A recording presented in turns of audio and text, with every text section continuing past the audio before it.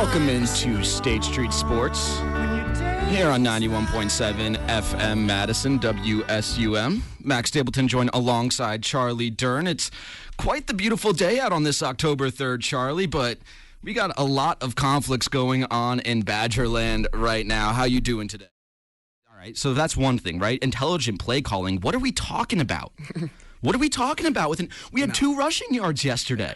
How on earth is that intelligent play calling? Graham Mertz looked awful. Braylon Allen, a potential Heisman candidate on the Don Walker watch list before the season started, was awful. Had 2 rushing yards yesterday. The offensive line looked lost. Nothing to do on offense yesterday. And then, of course, fundamental football.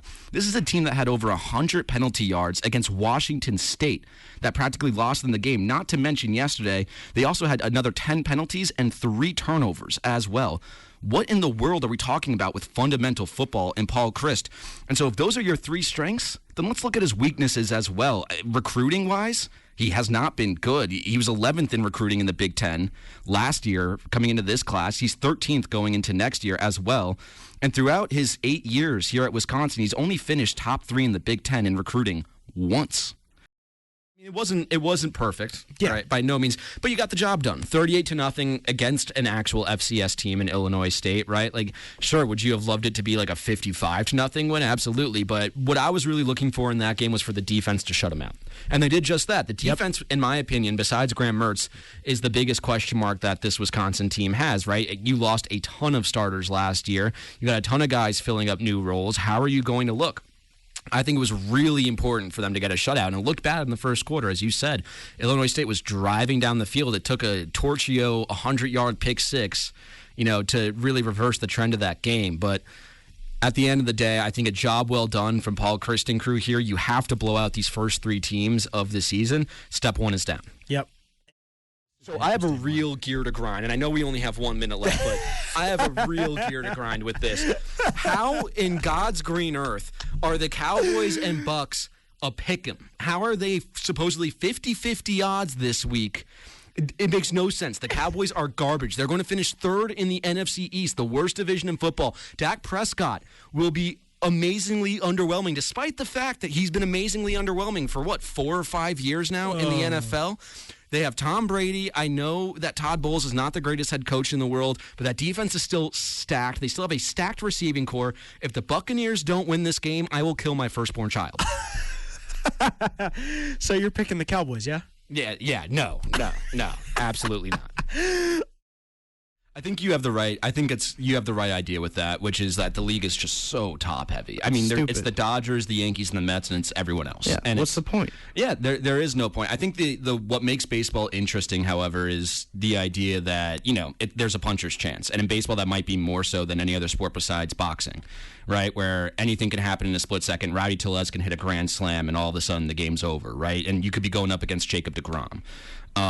And so I think there's always a natural level of interest because of that. In terms of the team, no matter how good your roster is, you still might not win. Look at the Braves. The Braves were not supposed to win the World Series last year, right? But they found a way to do it. Look at the Nationals a couple years ago. I mean, look at what happened after they won the World Series. Like, that team was not really supposed to win the World Series. And so you never know what's going to happen, but you're right. I don't know if a salary cap's the right move or if you just want to increase the luxury tax or how Manfred is going to go around that, because I don't think there'll ever be a salary cap in baseball. I think that's kind of just written in stone at this point. They've stuck to their guts too much, but I agree with you is that there's some way, somehow, these teams need to be more competitive. I mean, year after year, I kind of write the Brewers off, like every year. Like, yeah, sure, they might win the division, and sure, they might make a good first round in the playoffs, but they're not going anywhere after that because their roster is just never there. So I get the frustration from a Brewers fan standpoint, and something does feel like it has to change in the so much for joining us, and I think we're just going to jump right into it. So obviously the NHL playoffs, they're up and running, and we're going to get to that in a little bit later, but as you just mentioned, you graduated here in 2013, it sounds like, sports director at WSUM, student section host,